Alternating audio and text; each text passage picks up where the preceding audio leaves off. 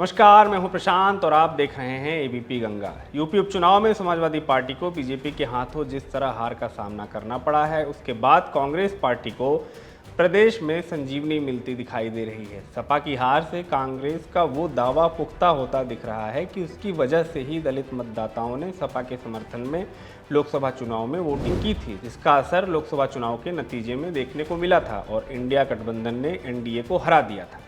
UP उपचुनाव में दोपहर 1 बजे तक हुई मतगणना में बीजेपी ने 7 सीटों पर बढ़त बनाई हुई है, जबकि सपा 2 सीटों में आगे चल रही है। ये आंकड़े सपा अध्यक्ष अखिलेश यादव को परेशान करने वाले हैं, तो वहीं कांग्रेस के लिए इनसे एक उम्मीद की किरण निकलते हुए दिखाई दे रही है। सपा की हार से अब गठबंधन में कांग्रेस की दावेदारी और मजबूत हो जाएगी। सपा की हार के बीच यूपी कांग्रेस प्रभारी अविनाश पांडे का वो बयान सुर्खियों में आ गया है, जिसमें उन्होंने ये दावा किया था कि कांग्रेस की वजह से ही लोकसभा चुनाव में सपा को फायदा हुआ था।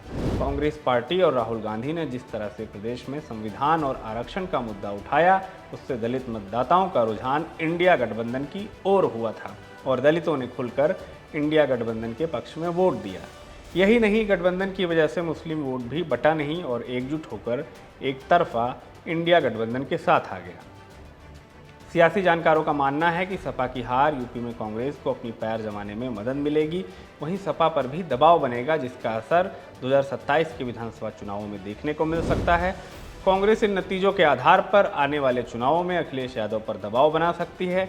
ऐसे में सपा को कांग्रेस को ज़्यादा सीट देनी पड़ सकती है। कांग्रेस ये कह सकती है कि यूपी उपचुनाव में सपा इसलिए हार गई क्योंकि कांग्रेस ने अपने प्रत्याशी नहीं उतारे थे।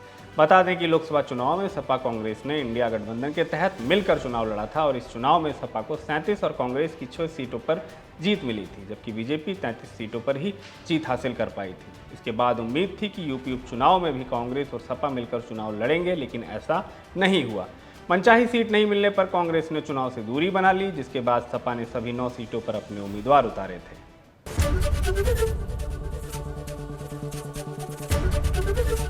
एबीपी गंगा, खबर आपकी, जुबान आपकी।